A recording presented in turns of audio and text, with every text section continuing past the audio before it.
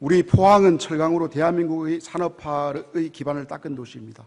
지금도 변함없이 경상북도에서 가장 인구가 많고 2차 전지산업과 영일만한 활성화를 통해 경북의 새로운 먹거리를 창출하고 있는 도시입니다. 그런데 지금 이곳에서 해묵은 지역 갈등이 심화되었습니다. 11월 18일 관계자 간담회를 통해서 실마리를 찾았고 해결된 부분도 있지만 도의회 교육위원회까지 옮겨온 상황이었습니다. 본의회는 오늘 도정 질문을 통해 포항 제철중학교 입학 배정 문제를 공론화하고자 합니다. 먼저 이해를 돕기 위해서 경과를 설명드리겠습니다. 포항 제철초등학교와 지곡초등학교는 포스코 교육재단이 교육보국 치료를 위해 설립했고, 이 학교는 졸업하면 제철중학교로 묶여 추첨 없이 제철중학교에 입학하게 됩니다. 2011년 학구조정위원회에서 효자초등학교를 포항시 제1학교군 및 제철중학교로 확대해 추첨에 의한 배정을 할 수 있도록 조정을 했고, 2012년부터 효자초 졸업생 74명이 제철중학교에 입학을 했습니다. 이후 효자초 졸업생이 전원이 제철중에 입학하는데 아무런 문제가 없었습니다. 하지만 인근 지역의 학생 수가 늘어나면서 제철중은 일반 학급이 60학급, 전교생이 1,700명에 달하는 전국에서 손꼽히는 과밀이 되었습니다. 22년 효자초 졸업생 중에 추첨 배정을 통해서 70%만 수용하자는 요구가 있었고, 그때부터 두 지역 주민 간의 갈등이 시작되었습니다. 분열과 갈등 끝에 포항교육지원청은 2년간 효자초 학생들을 모두 수용하는 유예안을 내놨습니다. 과밀학급의 근본 원인은 위장전입과 통합구역 불일치에 있었고, 당시 공문을 보면은 포항교육지원청은 이에 대해 적극 대응하겠다고 약속을 했습니다. 교육당국이 아무런 손을 쓰지 않은 상황에서 2년의 세월이 흘렀습니다. 24년 8월 다시 제철중 관련 효자초 학부모 민원이 접수됐습니다. 민원을 여러 차례 검토한 본의원은 특정 지역 주민을 옹호하거나 보호하는 것이 아니라 합리적인 방안을 찾기 위해서 노력을 했습니다. 상황을 깊게 들여다보니까 1차 원인은 위장전입과 통합구역 불일치에 있었습니다. 자료를 보겠습니다. 위장전입과 통합구역 불일치와 관련해 여러 차례 자료를 요구했고, 이를 통해 위장전입뿐만 아니라 통합구역 불일치 사례를 다수 발견할 수 있었습니다. 교육감님, 예. 위장전입은 저는 불법이라고 알고 있습니다. 불법 맞습니까? 예, 위법 행위가 맞습니다. 그러니까 ABA, 그러니까 입학 후에 다시 살던 주소로 옮기는 사례가 많이 발견되었습니다. 이것은 저는 위장전입이라고 생각을 하고 있습니다. 교육감께서는 어떻게 생각하십니까? 위장전입일 가능성이 매우 크다고 볼 수 있겠습니다. 네. 위장전입과 통합구역 불일치로 선량한 학생들이 많은 피해가 발생합니다. 그렇다면 왜 교육청과 포항교육지원청에서는 이 문제에 대해서 손을 놓고 있었던 것입니까? 공문은 나간 걸로 알고 있습니다. 알고 있고, 그다음에 그 통합구역 불일치 학생의 경우는 그 이사를 왔다가 다시 이사 가더라도 그 학생들의 그 교우 관계나 이런 것들을 보호하기 위해서 학생은 두고 가는 경우가 있는데, 강제로 이 학생을 전학 보낼 수는 없는 그런 법적인 자문이 있습니다. 그래서 학교에 이런 사례가 없도록 공문이 나갔는데 부족한 점이 있었습니다. 네, 그 점 유념해가지고 더 해주시고요. 예. 지난 11월 7일에 대구시의 경우를 박치하 위원장께서 말씀하신 적이 있습니다. 그거 한번 행감 자료를 보시기 바랍니다. 예. 이와 관련해서 지난 8월 19일, 10월 11일에 간담회를 개최했습니다. 먼저 통합구역 불일치 학생을 후순위에 배정하고 지곡초, 제철초, 효자초 졸업생을 제철중에 배정한 다음 그래도 과밀이면은 효자초 학생만을 추첨해서 제1학교군에 배정하라고 공고를 했습니다. 그래야지만 선량한 학생들의 피해가 최소화된다고 판단했습니다. 예. 간담회 개최 이후 3가지 항목을 공고를 했습니다. 포항교육지원청과 포스코 교육재단에 답변도 요청을 했습니다. 그런데 권고 내용은 저희가 권고한 내용이 사라진, 거의 대부분 삭제된 채 발송이 되었습니다. 제안의 순서도 뒤바뀌어가지고 저희가 이제 권고한 것은 위장전입과 통합구역 불일치를 제외하고도 과밀이 발생하면 효자초만 추첨한다, 이런 내용도 있었고, 또 효자중 설립시까지 2, 3년 동안 다 배정하고 현재 학구를 유지하자. 거기에서 학군 개편 얘기도 나왔기 때문에 그런 얘기를 했었습니다. 내용이 다 빠졌습니다. 참 그 포항교육전청에서 공문 내용 보낸 걸 보면은 저도 화가 납니다. 그러면은 학부형들은 어떻겠습니까? 더 많이 화가 난다고 생각합니다. 제가 계속해서 뭐 이런 얘기를 좀 후순위 배정하고 한 얘기를 교육청과 그 포스코 교육재단에 답변을 요청했습니다. 교육감이 어떤 답변이 왔는지 아십니까? 아마 그 의원님 요청하신 부분이 그게 저도 공감이 가는 부분인데 학교에서는 그 교육청에서는 학교 쪽의 의견을 들으면서 이제 올해부터 시행하느냐 내년부터 시행하느냐 이런 걸 가지고 고민하면서 이제 그 한 1년쯤 이렇게 유예를 더 하는 게 어떻게 했나 이런 생각으로 답변했다는 얘기를 들었습니다. 저하고 좀 틀리게 들은 것 같습니다. 예, 예. 행정 예고 등을 사전에 하지 못하여 학생들에게 혼란을 초래할 수 있다. 제가 11월 7일 도교육청 행정사무감사에서 예. 행정 예고 기간이 얼마냐 물었더니까 답변을 안 했습니다. 11일 포항교육전청에서 재차 물었습니다. 그랬더니까 답변이 200일이 아닌 20일이라고 답변했습니다. 20일. 예, 맞습니다. 예. 중학교 배치가 있기 전에 행정 예고를 하고 위장전입과 통합구역 불일치를 포항시와 단속한다면은 당장 과밀을 해소하기는 어렵습니다. 그렇지만은 민원은 원만하게 해결할 수 있다고 저는 생각합니다. 교육감님, 11월 18일 간담회 이후 11월 19일에 행정 예고를 했다고 들었습니다. 근데 제가 위에서도 설명했지만 왜 행정 예고를 이렇게 못한다고 답변을 했겠습니까? 예, 말씀드린 것처럼 이제 올해 하느냐 내년 하느냐 이런 문제를 두고 20일 뭐 가능은 하지만은 시행은 내년부터 하는 게 어떻게 했나 이런 생각을 했다는 얘기를 들었는데 결국 이제 그 우리 교육위원회 같이 이렇게 협의를 해서 원만하게 타결됐다는 얘기를 들었는데 그 동안에 우리 박채하 위원장님과 박용선 의원님의 그 노력에 대해서 감사를 드립니다.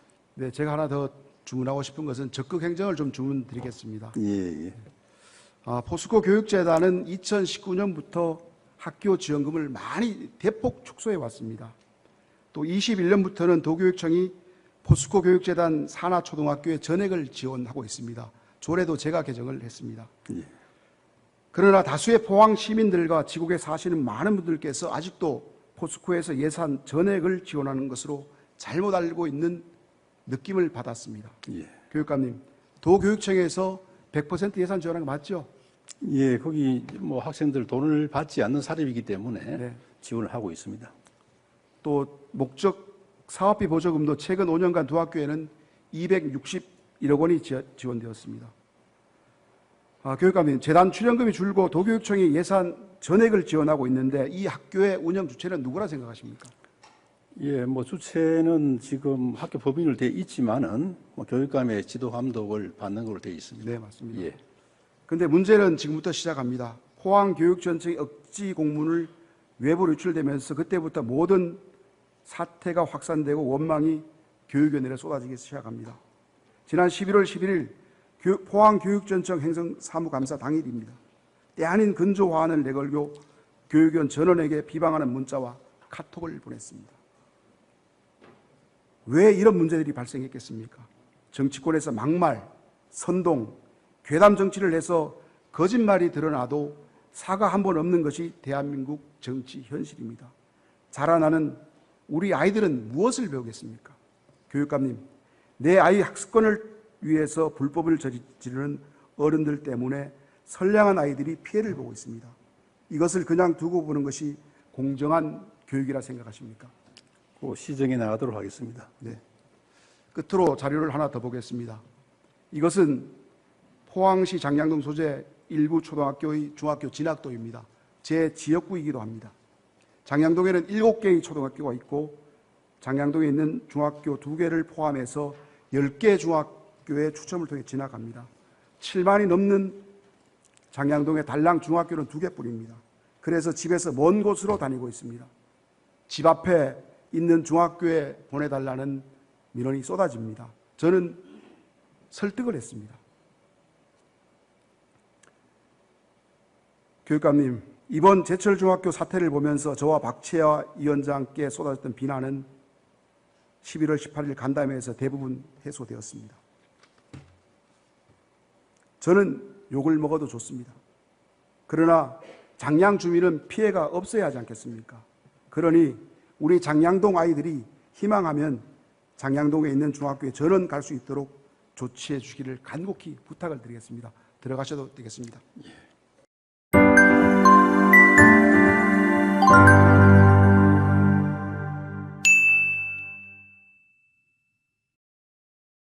도지사님, 의장님께서 말씀하셨지만은 이번 VIP와 함께 경주 에이펙 성공을 위해서 페루 다녀오셔가지고 피곤하지만 잠깐 질의를 좀 하겠습니다. 예. 올해 이제 한 달 정도 남았습니다. 오늘 시정연설에도 말씀하셨지만은 그간 경북노래 발전을 위해서 노력을 많이 하셨습니다. 하고 싶은 도민께 하고 싶은 말씀 있으면은 간략하게 한 말씀 해주시기 바랍니다. 예, 우리 경상북도는 과거에 웅도 이래서 다 자부심도 있고 굉장히 우리 지역 주민 모두가 자랑스럽게 생각해 왔습니다. 그런데 제가 도의사 7년쯤 하니까 그런 자랑스러운 웅도가 점점 약해집니다. 심지어 충청남도보다도 총생산이 적어지고 있습니다. 우리는 서울, 경기 다음에 늘 경북이었습니다. 그 지금은 충청남도한테도 지고 있고 경상남도한테도 지고 있습니다. 인구는 계속 줄어들고 그 이웃 대구는 어땠느냐? 대구도 점점 힘들어집니다. 인구가 우리보다 더 빨리 줄어들고 있습니다. 그래서 제가 웅도 경북을 다시 살리는 방법은 지방자치를 제대로 해야 된다. 우리 힘으로 우리가 해야 되는데 우리는 지방자치를 선검해놓고 모두가 중앙에서 다 하고 있습니다.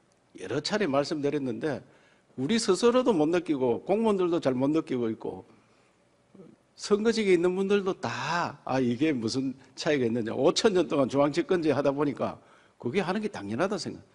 우리 것을 우리 마음대로 할 수 있는 그래야 발전을 할 수 있습니다. 그래서 중앙의 권한을 많이 가지고 오고 그다음에 재정을 확보해서 우리가 우리 것을 만드는 주인이 되는 겁니다. 지방 분권이 주인이 되는데 거기에 대해서 굉장히 왈가왈부 말이 많아서 안타까운 마음에 저는 북부 지역이 절대로 앞으로 괜찮다고 봅니다. 이 차제의 북부 지역에 좋은 발전 방안을 만들어서 새로운 방향으로 가야 되지. 현재 도청에 왔다 해가지고 북부 지역이 발전되는 게 뭐 있느냐. 굉장히 어렵습니다. 새로운 방안을 찾는데 이번을 계기로 했으면 좋겠다는 말씀을 드리고 아까 학교 같은 문제도 특별한 학교, 영재 학교라든지 이런 것도 우리 마음대로 못하고 있습니다. 포항에 그 좋은 지역에 지금 영재 학교 같은 거 하나 만들어 보세요. 외국인 학교. 얼마나 지역이 좋아지고 여기 또 도청도 마찬가지입니다. 또 구미도 마찬가지고 큰 지역에서 외부인들이 정juk 여건을 가지고 학교가 좋아야 되는데 그게 굉장히 어렵니까 우리가 행정 통합하면은 그런 권한을 받아오자 이런 게 뜻이 있습니다. 예. 네, 슬픈 얘기로 시작하셔가지고 비전도 주셨는데 민감한 질문 안 하겠습니다. 먼저 저출생 관련해 가지고 질문하겠습니다. 올해 경상북도가 핵심으로 추진한 정책이 바로 아이 공동체 돌봄 사업입니다.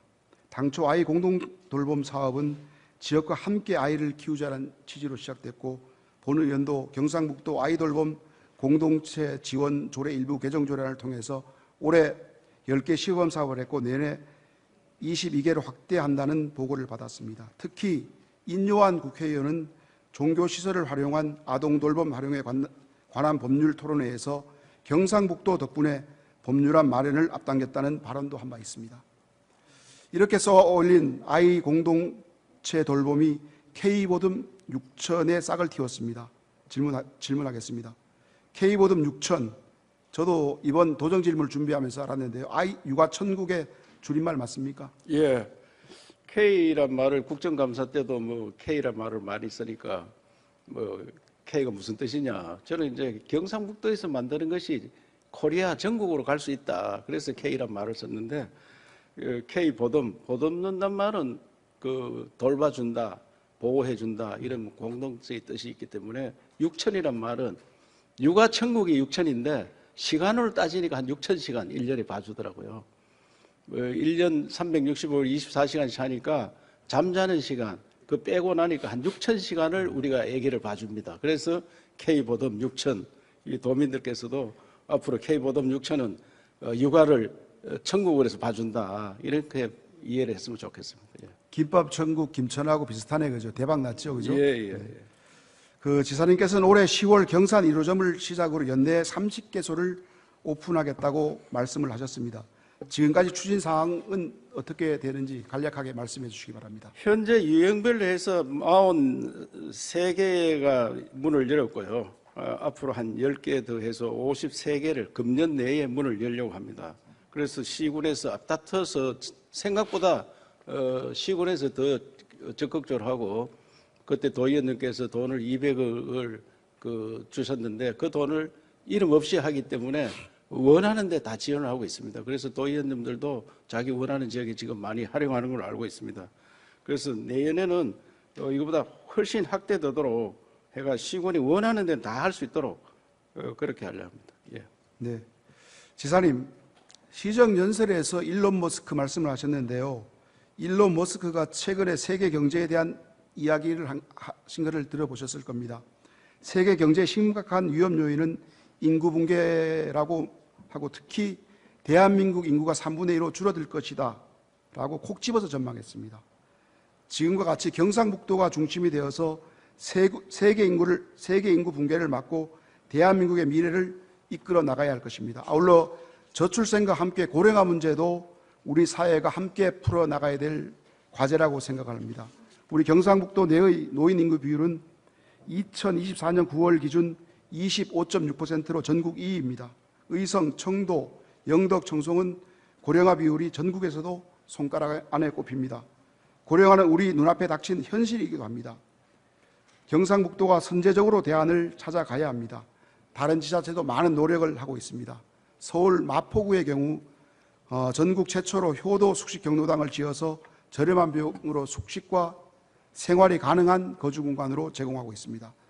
제가 포항시를 예로 들면은 포항시 노인복지관은 남구는 평생학습관의 동일 장소에 있어서 서로 불만이 있고 북구에는 언덕에 있어서 확장이 곤란합니다. 이제 거점별로 노인복지관을 지으려면은 많은 시기가 필요하고 예산도 필요합니다. 또 운영하기 위해서 운영비가 많이 들어갑니다. 그래서 이번 아이 공동체 돌봄처럼 시니어 케어 공간을 마련하는 것을 종교시설을 한번 이용한다든지 또 종교시설의 자원봉사 지원을 받아서 마을과 함께 한다면 고령화 문제도 해결할 수 있다고 생각합니다. 지사님, 아이 공동체 돌봄 정책의 경험처럼 시니어 공동체 케어도 확장해 나가는 것은 어떻다고 생각하십니까?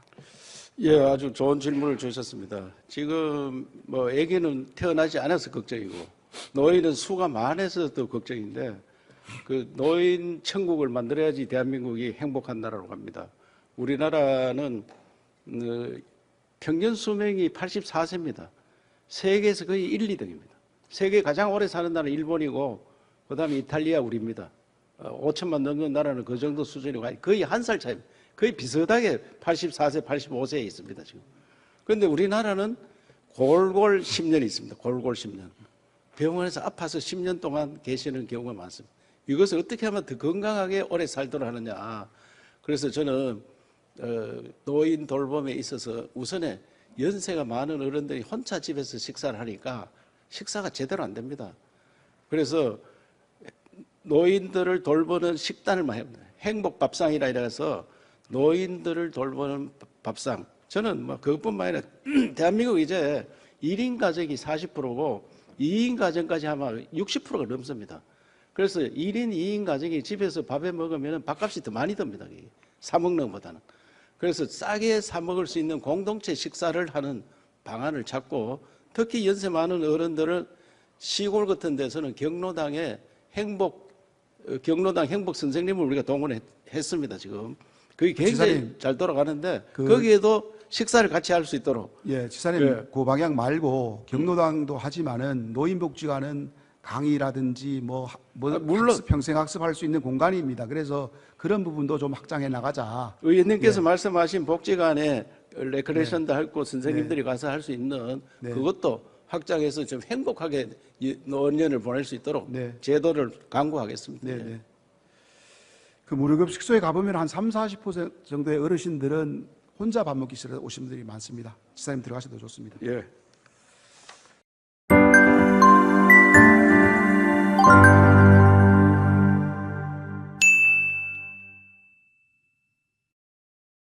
이번에는 지역화폐 정책의 실효성을 한번 점검해 보겠습니다.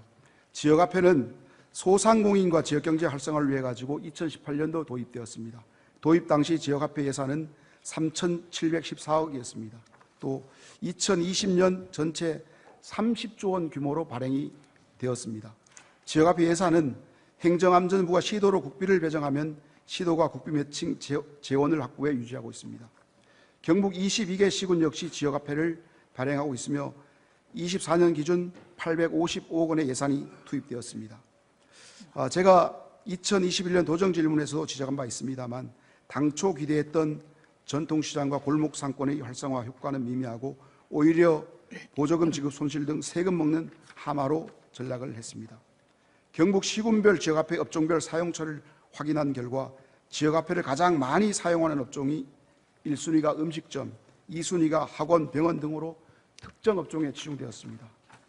학원이나 병의원은 22년은 3순위 내 2개 시군, 23년 4개 시군, 24년 8개 시군이 3순위 내에 해당합니다. 갈수록 학원이나 병원의 지역화폐 이용이 늘어나고 있습니다.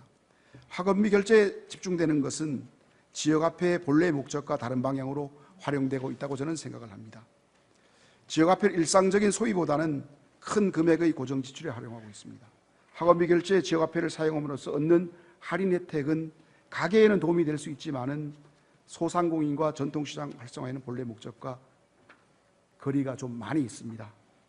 국장님, 지역화폐를 이용하는 업종이 다양해야 할 것인데 어떻게 이렇게 특정 업종에 치중되는 이유는 무엇이라 생각하십니까? 예, 저희들도 좀 현황을 한번 파악해 보니까 총 사용 기준을 보면 실질적으로 소비가 좀 정기적으로 일어나는 것 같습니다. 학원이라든가 병원은 이제 고정적인 지출이 또 되고, 그리고 이제 결제가 쉽고 또 일회 사용이 이제 좀 크기 때문에 이게 특정 업종에 좀 편중되고 다양하게는 이렇게 업종이 이제 좀 사용은 제한적이라고 저희들도 파악이 되었습니다.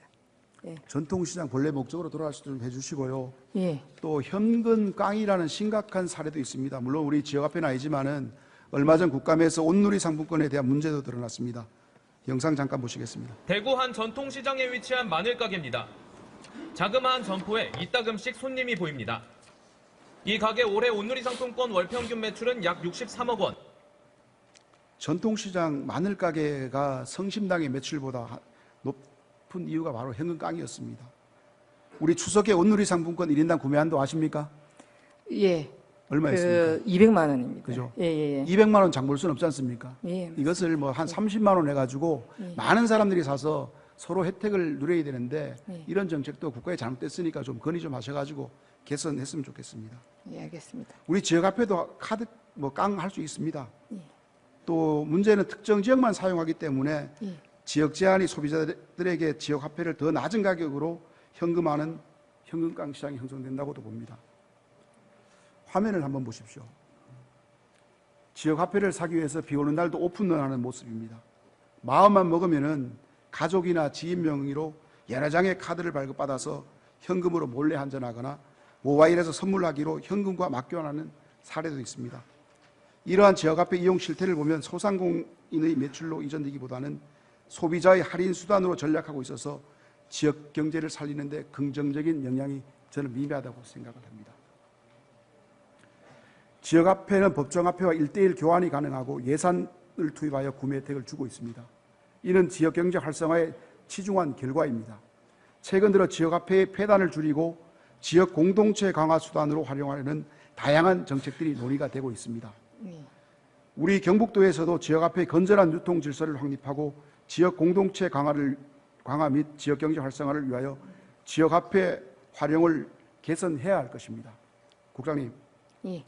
지역화폐 이러한 문제점을 개선하고 지역 공동체 강화 및 지역경제 활성화를 위해서 어떤 대책을 고민하고 있습니까? 예.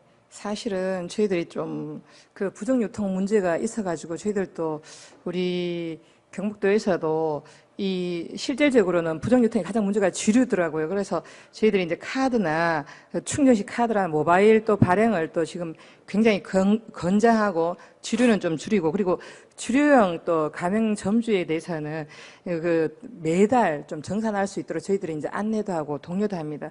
그렇지만 이제 실질적으로 우리 소상공인들에 대해서는 좀 요즘 많이 힘들기 때문에 이런 이제 좀 지역 상권을 또 새롭게 좀 변화의 바람을 일으키기 위해서 우리 지역의 다양성과 또 문화를 하나 로컬 크리에이터도 저희들이 이제 앞으로 본격적으로 제대로 좀 진행을 하려고 하고요. 그리고 우리 소상공인 또 체력을 좀 키우기 위한 그런 디지털 전환 사업들도 하고, 또 그리고 이제 그 상권 분석이란가 매출 관리 같은 그런 교육을 위해서 좀 이제 소상공인들 자생력을 좀 증가시키는 그런 사업들도 저희들이 지금 진행을 하고 앞으로는 더 확대할 그런 계획이 있습니다. 그리고 무엇보다 이제 소비자들 좀 유인할 수 있도록 우리 실제적으로 이제 이 소상공인들의 점포들을 굉장히 좀 취약하기 때문에 외부 환경 개선하는 그런 정비 사업들도 하고, 그리고 우리 도내 저희들이 보니까 특색 있는 그런 특화거리가 상당하더라고요. 이거 목공의 특화거리라든가 또 숙박 음식도 특화거리가 네, 알겠습니다. 또 조성돼 있기 때문에 확대할 수 있도록 그렇게 저희들 노력해서 정말 지역 상권에 이렇게 들어도 노력하겠습니다. 네. 우리 IT 강국입니다. 예. 뭐 난전을 제외한 데는 신용카드를 사용하면 페이백 방향도 검토한다면은 우리가 환전 수수료라든지 이런 게 아껴가지고 할 수 있다고 저는 생각합니다. 예. 들어가셔도 예. 됩니다. 알겠습니다.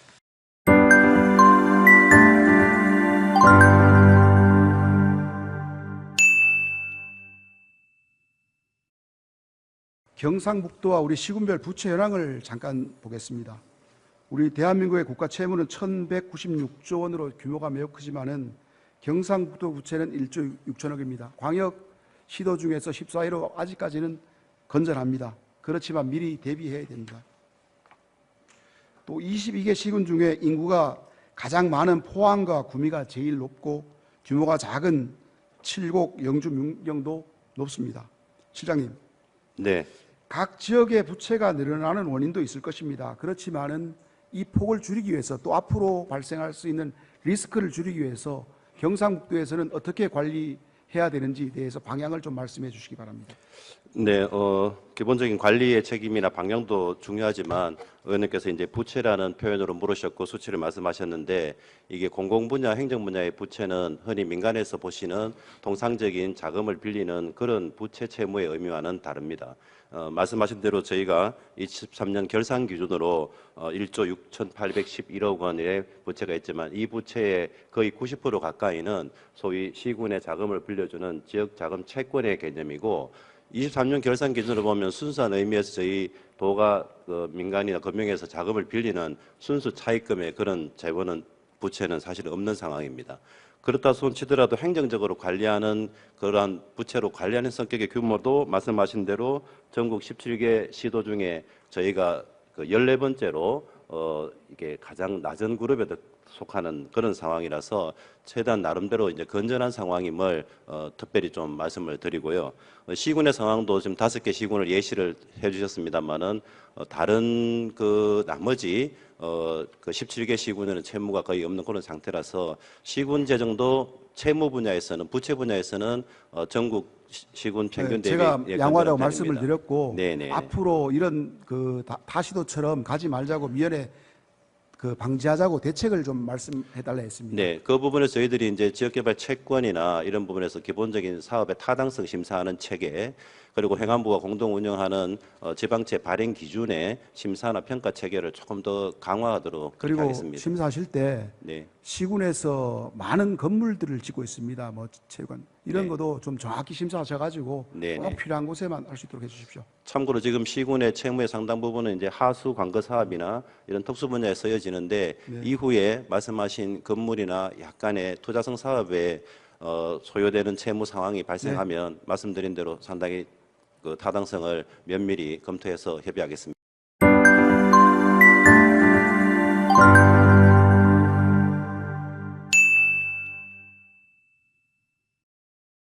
앞으로 우리 지사님과 교육감님께 앉은 자리에서 질문을 드리겠습니다. 제가 얼마 전 한자조례를 통과시켰습니다. 우리 문해력이 낮은데요. 지사님, 예산 안 들이고 할 수 있는 것이 보는 바와 같이 명찰의 한자 병행입니다. 지금 당장 다 하면은 예산이 들겠지만은 신입 직원부터 저렇게 할 의향이 있으신죠? 네. 교육감님은 당연히 하시겠죠? 네, 감사합니다. 존경하는 260만 도민 여러분, 오늘의 대한민국은 전 세계가 주목하는 경제 강국으로 우뚝 섰습니다. 세계 10위권 경제 대국이라는 이 놀라운 성취는 결코 하루아침에 이루어진 것이 아닙니다. 남두한 옷차림의 아버지는 새벽이면 일터로 나셨고 어머니는 바느질과 막노 등으로 생계를 도왔습니다.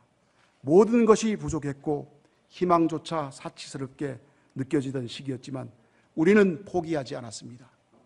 1960년대 초 수출을 위해 파독 광부와 간호사로 나선 수많은 이들은 언어도 문화도 다른 낯선 땅에서 담보물이 된 채 고된 노동을 감내했습니다. 조국과 가족을 위해 외화를 벌여들였습니다. 공장에서, 건설 현장에서, 농촌 들판에서 끊임없이 이어진 노동의 시간 속에는 가족을 위한 희생과 조국을 향한 뜨거운 애국심이 담겨 있었습니다. 기억하십니까? 마을마다 불을 밝히며 시작된 새마을운동은 결국 온 대한민국을 바꾸는 기적의 불씨가 되었습니다. 오늘 우리가 누리는 번영의 씨앗은 바로 경상북도에서 싹텄습니다. 그리고 또 하나의 자부심, 포항제철이 있습니다. 아무것도 없던 허벌판에 세워진 포항제철은 철강산업의 중심이 되어 대한민국 조국 근대화를 이루어냈습니다. 당시 우리는 쇳덩이 하나 만들지 못했던 나라였지만 경상북도는 도전과 열정으로 철강산업을 일으켰고 오늘날 대한민국은 철강대국으로 자리를 잡았습니다. 이 모든 것은 우리 선배 세대가 흘린 피와 땀, 눈물의 결과입니다. 그 희생과 헌신의 중심에는 언제나 경상북도가 있었습니다. 존경하는 도민 여러분, 오늘의 경상북도는 또 다른 도약의 문턱에 서 있습니다. 윤석열 정부는 경상북도를 중심으로 새로운 대한민국을 열어나갈 비전을 제시하고 있습니다. 탈원전에서 복원전 정책으로 에너지 르네상스를 맞이하고 있습니다. 이를 바탕으로 AI와 첨단 기술 산업 육성, 백신 바이오 산업과 스마트 농업 클러스터 조성 등 경상북도는 앞으로 대한민국 혁신의 심장이 될 것입니다. 이제 우리에게 주어진 이 기회를 반드시 살려내야 합니다. 경상북도의 도전 정신과 저력은 여전히 살아 있습니다. 경상북도가 움직이면 대한민국이 움직입니다. 우리가 앞장서면 다시 한번 경북의 기적을 만들 수 있습니다. 경상북도의 저력을 모아 새로운 역사를 씁시다. 도민 여러분, 여러분과 함께라면 이 꿈은 반드시 현실이 될 것입니다. 우리가 만들어갈 경상북도의 새로운 미래가 대한민국의 도약과 번영을 이끄는 거대한 물결이 되기를 간절히 소망합니다. 이상으로 도정 질문을 마치겠습니다. 끝까지 경청해 주셔서 감사합니다.